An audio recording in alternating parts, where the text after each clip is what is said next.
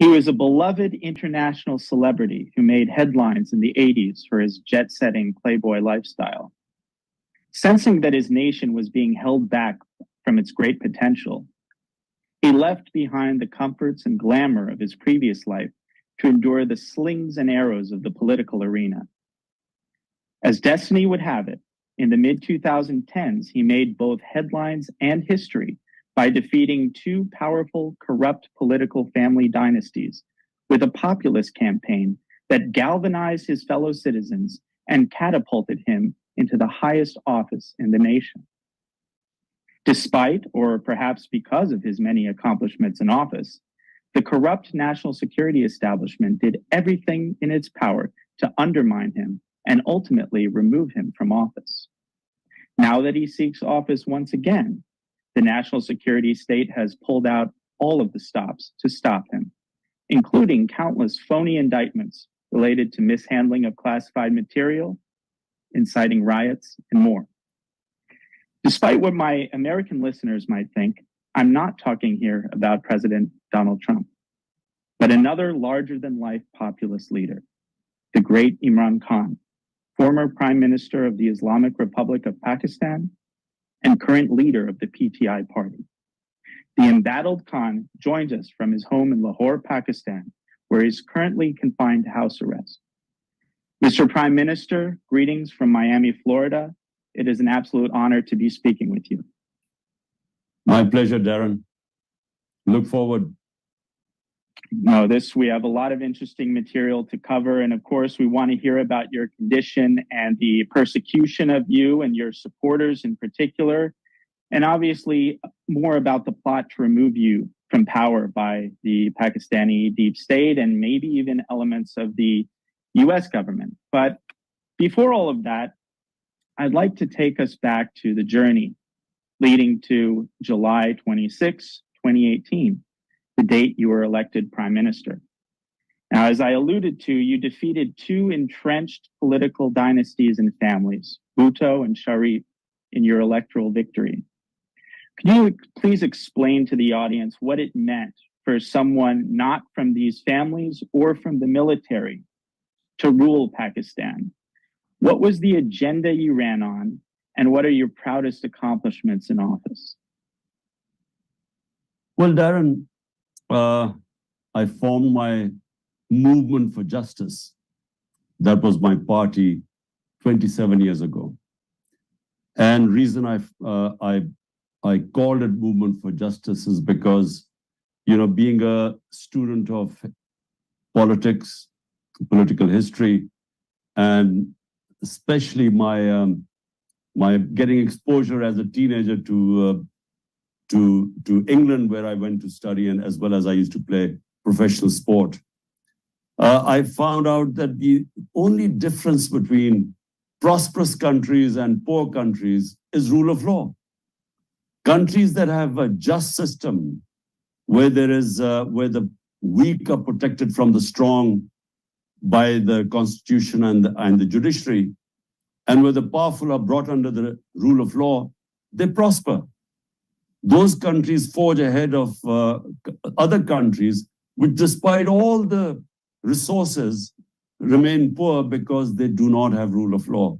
So hence I call my party Movement for Justice. But when you try and bring the powerful under the control, bringing them under the law, that means you're taking on powerful mafias who are benefiting from a corrupt system. So,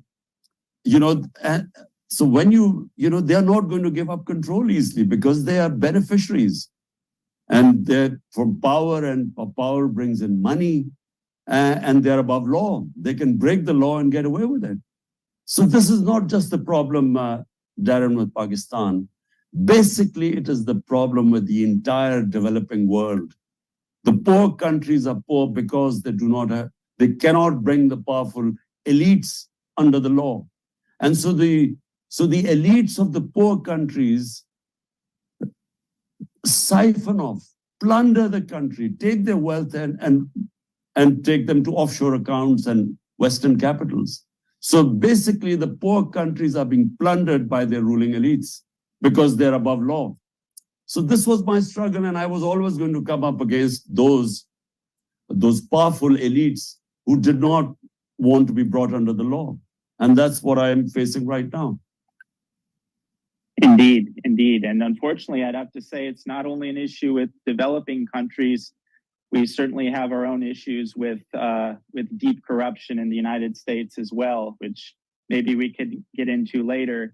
And before we move on, I'm just curious, what are some of your proudest accomplishments while in office, some of the struggles that you had economically, and maybe some of the progress you made in combating this deeply entrenched corruption that you speak of? Well, first, let me tell you where I failed. I failed to bring the powerful under the law because unfortunately, while I had the responsibility, the actual veto power belonged to the army chief. And he was not interested in accountability of the powerful. So because he was not interested, I'm afraid I failed there because I had a weak government. In other words, in a parliamentary democracy, if you have a coalition government with a very thin majority, then it is very difficult to make powerful decisions because you can always be destabilized. And in the end, we were destabilized by the powerful. They destabilized my government, and so I was removed. But that is where I failed. I mean, I'm saying I failed in bringing rule of law because I just did not have a strong enough government in a parliamentary democracy. But I guess my biggest achievement was dealing with the COVID-19 pandemic. Remember, it ravaged most of the world, and it ravaged two of our neighbors. I mean, India suffered massively from COVID-19, and so did Iran on the other side, on the east and west. But Pakistan was one of the 3 top countries in the world which handled the pandemic the best. We saved our people from the devastating impact on our hospitals. Remember, the hospitals were overrun. In Pakistan, our hospitals were never overrun the way we dealt with it. But we also saved our economy. I mean, we were the ones to recover the fastest from the impact on the economy of the pandemic. And also, we saved our poor people because pandemic really caused a lot of poverty. Because when you lock down, basically people go out of work. And in Pakistan, we had informal labor, not registered. We had weekly, daily wages. So the moment you lock down, I mean, these people, who need to make money to feed their families, where were they going to go? So we dealt with it, probably one of the countries that dealt with it the best. And then also we inherited a bankrupt economy. And our last 2 years were considered that one of the best performing economies in Pakistan in 17 years. So from a bankrupt economy, we actually performed the best, and actually recently endorsed in few days back, the IMF endorsed the way we lifted our economy from a bankrupted one. Yes, no, that's a great accomplishment. And what you were saying earlier about corruption, it reminds me, I think on another occasion, you pointed out that it's critical for a leader who has responsibility to also wield authority. And you can speak to your own case, but from what I've seen in other countries, including the case of the United States, when a leader is extremely popular, has profound support of the people, it's very unfortunate when the institutions and the bureaucracies don't cooperate, because that creates a condition where the elected leader with the support and love of the people does not have the authority to do what the people elected him to do. And one kind of pithy saying I picked up from a book of yours is that it's impossible to rule Pakistan without these 3 A's: Allah, Army, and America. And we'll leave aside 2As for the moment and just talk about one of these institutions, which is the Army and the intelligence services that you mentioned. My understanding is in the beginning, you had a fairly good relationship with these institutions, or at least not an acrimonious one. At some point, though, the relationship turned, leading to your ouster, effectively. Could you explain a little bit, in your view, what soured between you and at least certain elements within the Army and intelligence services in Pakistan? Well, Darren, just before, I wanted to mention two other things which I was quite proud of. One was we started a huge environmental campaign of replanting trees in Pakistan. We called it the 10 billion tree tsunami. And so that was acknowledged internationally that, it was one of the best initiatives to fight climate change. And Pakistan is quite vulnerable there. We are in the top 10 countries which are most likely to be affected by climate change. And secondly, what I was quite proud of, we actually had one of the best programs, again acknowledged internationally, for uplifting people out of poverty, and that was called our SAS program.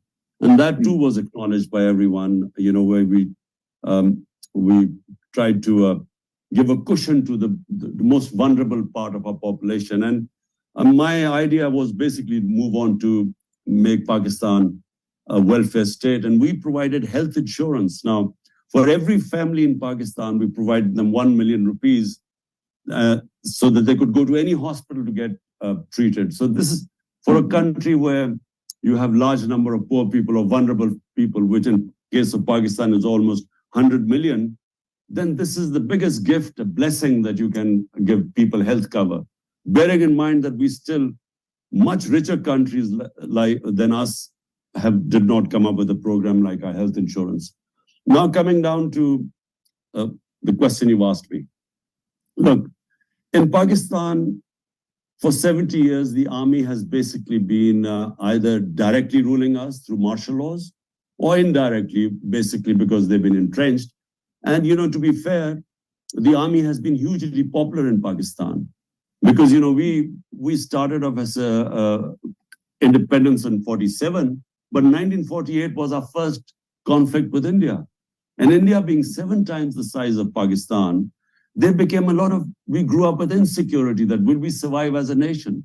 So the over-dependence on the army, and army was popular in Pakistan. And, even martial laws, when they were imposed, sometimes were greeted with, people celebrated a martial law.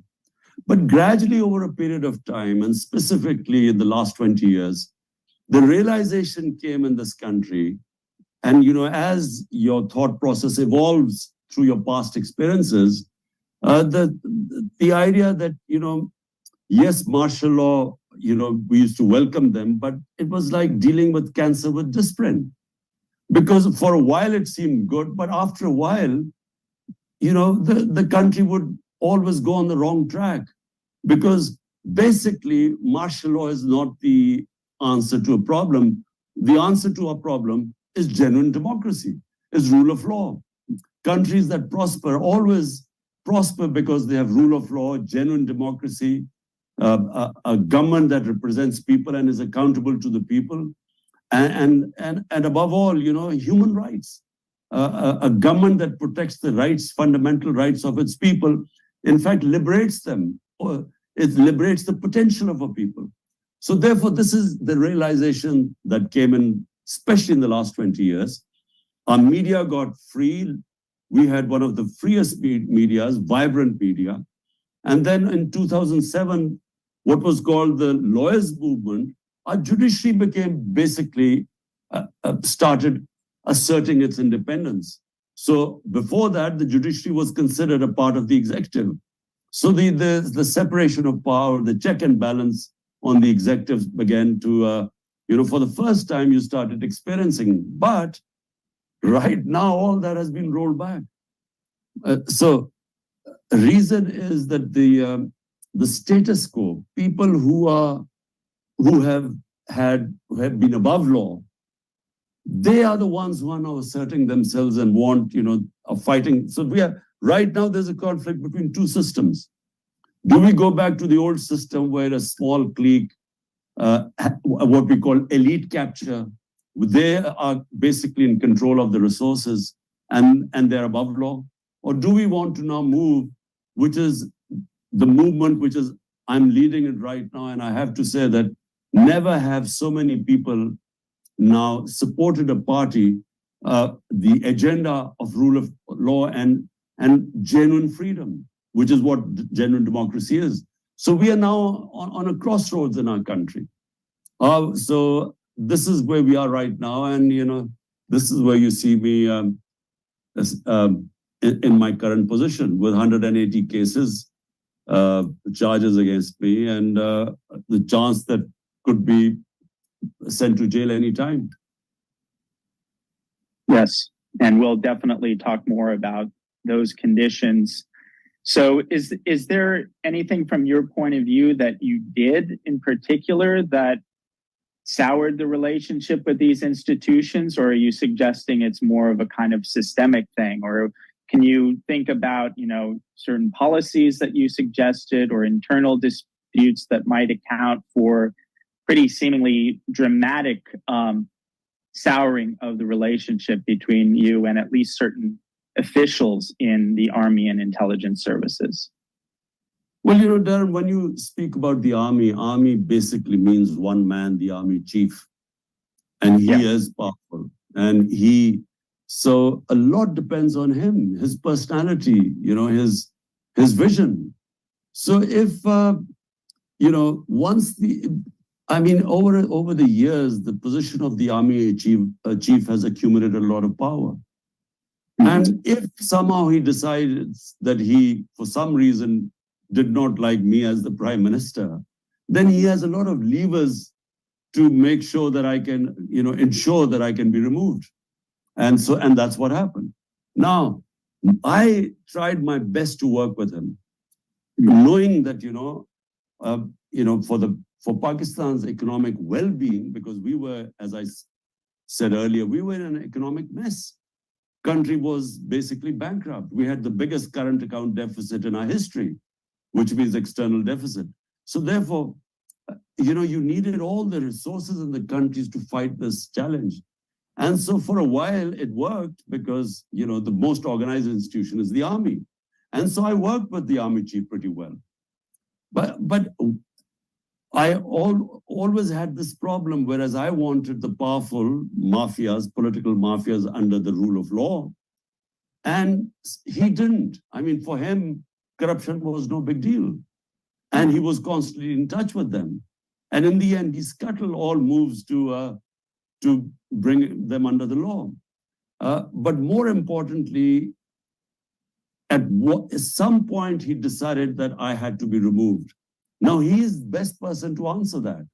There are various theories. The strongest theory is that the current prime minister, who was then in the opposition, he offered him an extension. And that's what really was the reason that he conspired to actually have me removed. Now, bear in mind again that the country at that time the economy was performing better than it had in the last 17 years. It wasn't perfect, but it was going in the right direction. So that's when he pulled the rug under the feet. Yes, this individual, this General Bajwa, I believe in a stream yesterday, you provided some pretty comprehensive details on Bajwa's machinations against you. How did he plot against you exactly? Could you tell the people just some of the things, what your view is of the plot and his specific role in it? There's talk about him, plotting some early on, months in advance of your ultimate ouster, and traveling to the United States or using the United States in some fashion. If you could expound a little bit on that. Well, in brief, look, countries look after their own interests. We are naive when we are younger. We talk about countries, certain countries, a friend of country. Yes, there's a lot of affiliation sometimes between two countries, the people of the two countries.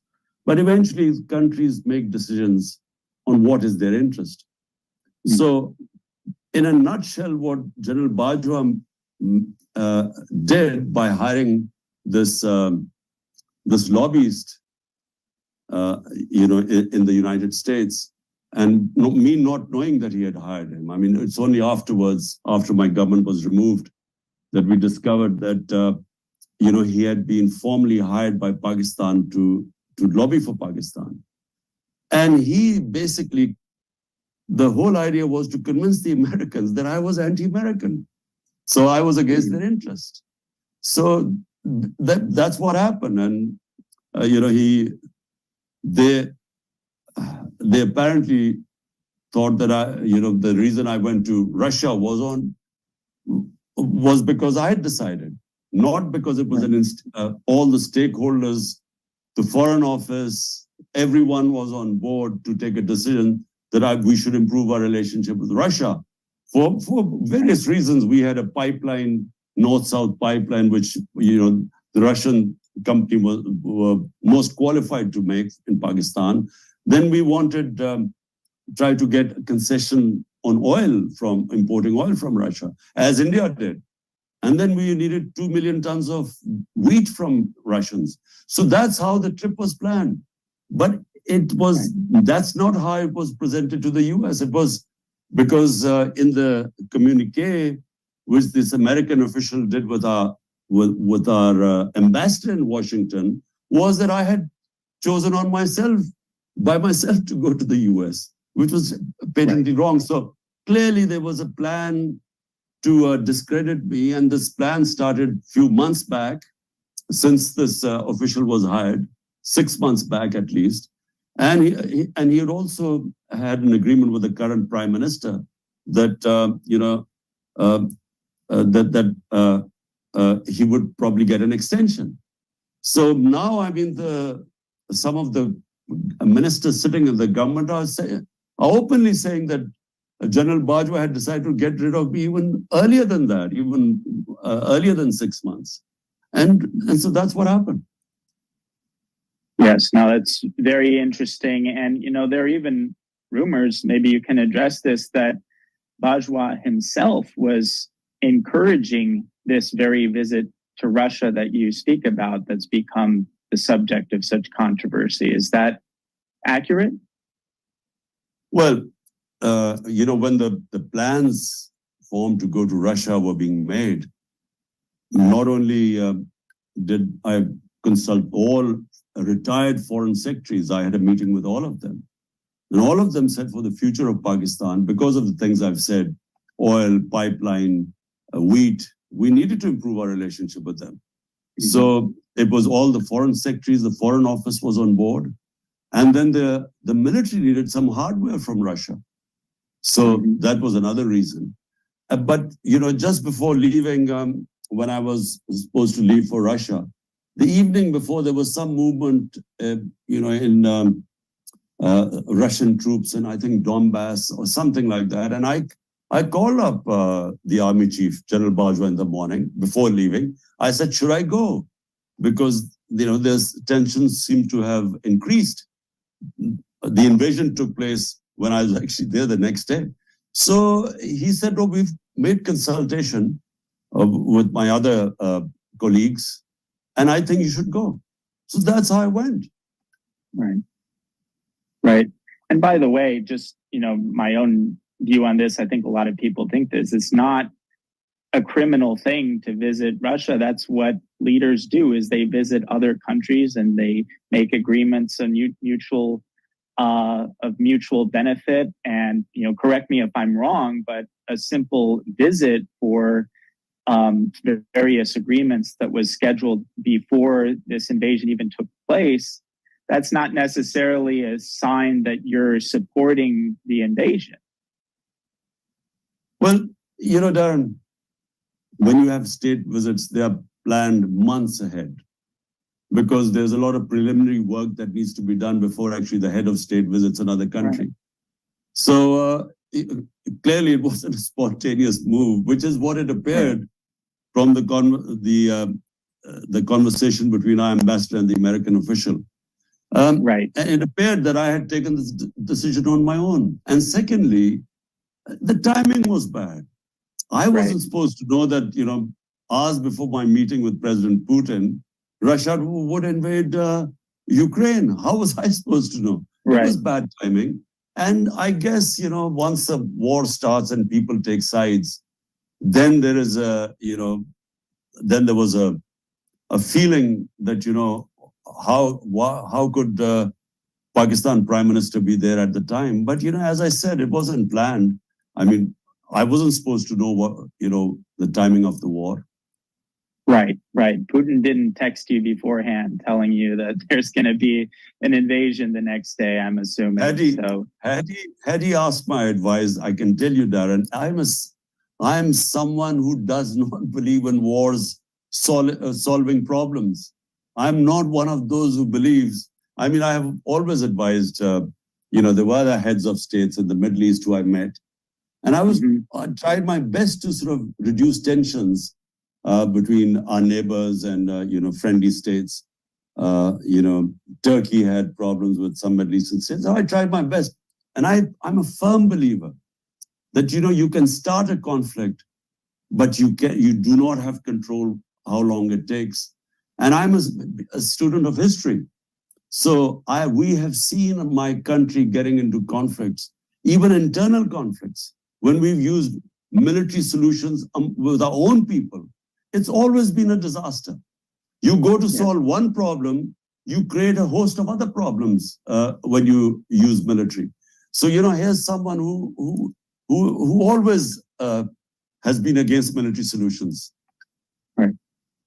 Right. No, that's, I think we can all agree it's better to find other options if possible. So now, we got to move on to what I would say overwhelmingly most people are interested in, or at least expressed to me, which is perhaps the most controversial and explosive aspect of the plot against you, which is, of course, the alleged role of at least some elements of the US government and the Biden administration. And just for a little bit of context, why it's important to Americans is that domestically, we've constantly vilified other nations, in particular Russia, actually, for allegedly meddling in our elections, even though there hasn't been a tremendous amount of evidence. But it's a football thrown around, a weapon thrown around in our domestic discourse of accusing other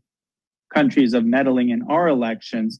And so the prospect that there was a diplomatic cipher from an American State Department official, effectively, correct me if I'm wrong about this cipher, but from what I've heard from other interviews, it was basically saying to your ambassador, saying, look, if you guys don't do a no confidence vote and effectively take Prime Minister Khan out of power, there will be consequences for Pakistan, which, if true, is a pretty egregious case of meddling on the part of Biden administration officials. So I was wondering if you could address that as to its accuracy, or maybe provide more details or context so we can understand what the deal is with this so-called cipher.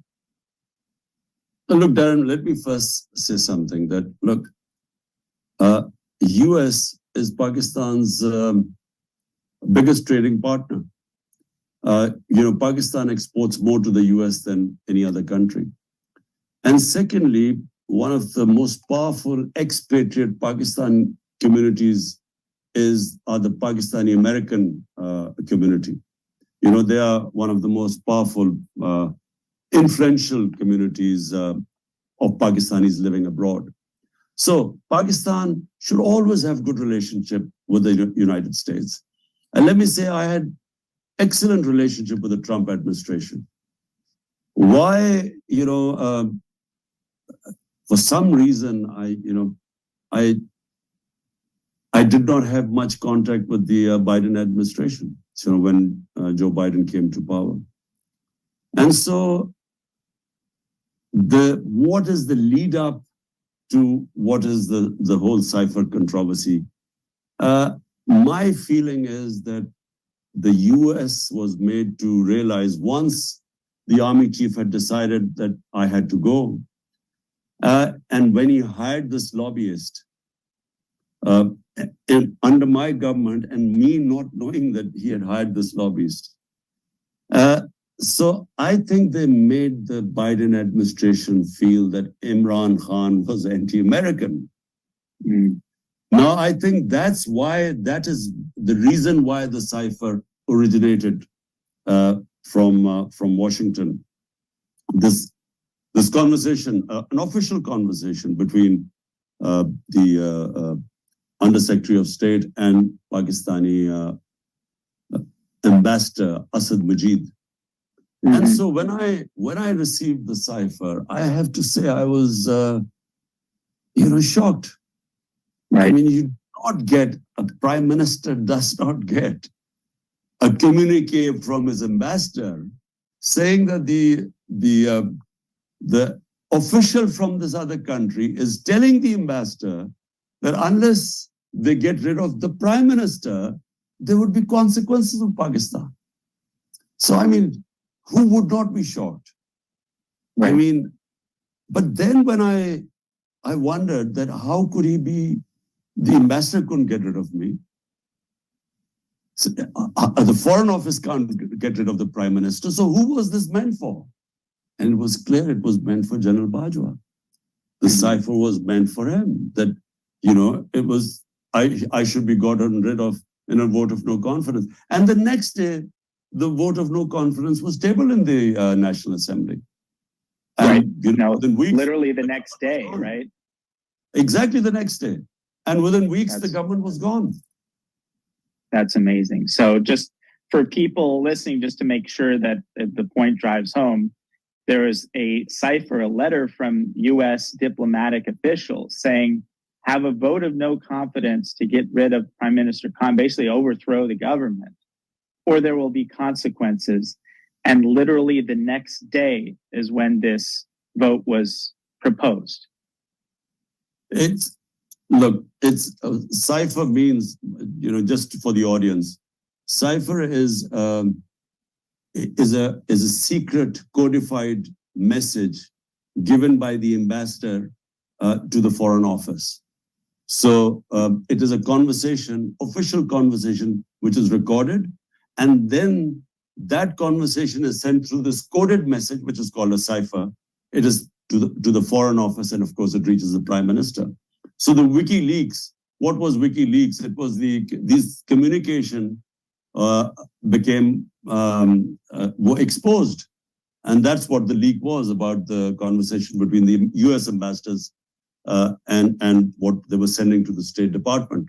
So that's what called a cipher. So no, absolutely. So yes, exactly. I mean, this conversation was reported to me through the cipher, and yes, that's what it said. So, Mr. Prime Minister, I know we're kind of pressed for time, so I want to make sure I get the most important questions and material out there. And just to say it, just as an American, I'll say it's seems to me like glaring hypocrisy on the part of the Biden administration that's constantly complaining about alleged meddling from other countries to take the step of issuing a cipher that's basically giving an ultimatum: get rid of this democratically elected leader or there will be consequences. Now, I have to get into something that could be interesting, could be controversial, but the public really wants to know your position on it. I know that there's this individual called Donald Liu, who is one of the people associated with this cipher, the diplomatic official. Given his ranking as the undersecretary, I believe, or assistant secretary for Central Asian, South Asian affairs, the reality is that someone like Donald Liu would only be a messenger boy. He's not devising this policy in his own right. And many people have perhaps logically speculated that a woman named Victoria Nuland, who is Liu's boss, might have a more active role in this. And Victoria Nuland is a pretty notorious operative in terms of regime change. And experts agree, for instance, that she was instrumental in the Maidan revolt in Ukraine. And just to make matters more interesting, which you probably know already, but you've been a very vocal critic of America's disastrous war on terror, not just under Bush, but the drone strike policy under Obama. Now, if I could give the audience one guess as to who the State Department spokeswoman was defending Obama's drone strike policies, it was none other than Victoria Nuland. So are you familiar with this possibility? Does the name strike a bell? Do you think that your opposition to the war on terror and the war in Iraq, Victoria Nuland's husband is one of the intellectual architects of the war in Iraq, of which you've been a vocal critic. Do you think this specific element of the American security state might bear some additional responsibility for what's happened to you? Well, Darren, I don't know the Americans, the officials. I mean, I basically know what I've just told you about the cipher and a conversation between Donald Lu and our ambassador. How far it went up, I have no idea. I mean, who else was involved? I don't know. So I can't really comment on the names of Victoria and other people who you've mentioned. But about war on terror, the reason I'm simple. Why was I a critic of that? There are two areas which concerned us. One was the war on terror in Pakistan, with the drone strikes and sort of the drone strikes on our side of the border of Afghanistan. And then the other one was the whole Afghan adventure, which I never quite understood what were the aims. I mean, what did the US, what did they want to achieve from invasion of Afghanistan? And especially once Osama bin Laden was killed, then what was the reason of staying in Afghanistan? Because these ideas about bringing democracy or liberating the Afghan women, I mean, there was no clear. I never understood what was going to be victory in the US in Afghanistan. But in Pakistan, it created havoc. There were over 400 drone strikes in Pakistan. And it's the only time an ally is bombed, by another country. I mean, we were an ally of the US in the war on terror. There were over 400 drone strikes. And I kept opposing it because it was senseless. All it was doing was, it was creating more militants. Because collateral damage was the reason why the Taliban in Afghanistan, their numbers increased. And collateral damage was the reason why the TTP, the Pakistani Taliban, kept the militants kept growing. So it actually exacerbated the situation. It didn't solve anything. It just created hatred, and anyone who had relatives lost in a drone attack would go and join the militants. Because that whole area, the border area of Pakistan and Afghanistan, what was called our tribal areas. I mean, when you had a drone attack in a village, clearly it, in trying to kill one or two militants, it also killed a lot of innocent people. So in trying to avenge the deaths, they would then become part of the militants and take revenge against Pakistan's security forces. So we lost 80,000 people in that war on terror. I mean, which ally of the US would have paid such a heavy cost for becoming an ally? 80,000 Pakistanis died, over $100 billion lost to the economy. So I opposed simply for that reason, because, I'm a Pakistani, and my first thing should be to preserve Pakistani lives and Pakistani property and damage to this country. And we were the collateral damage of the Afghan war.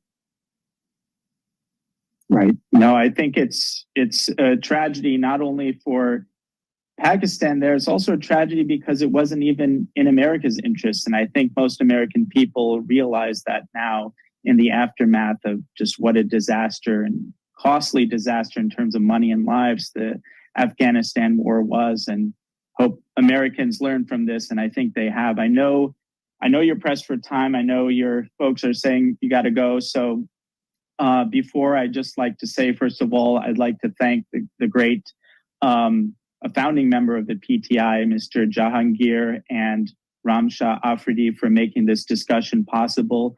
I'd like to thank you, your, remarkable courage. I know your position is in Pakistan, but your courage and the fact that you are all in, you're putting it all on the line for your vision, for your cause, for your country, for your people.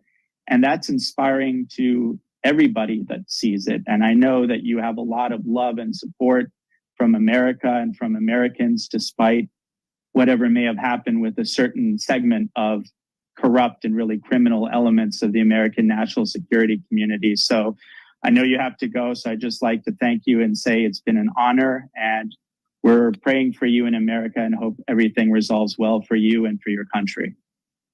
Thank you, Darren. It was a pleasure talking to you. Thank you. Thank you.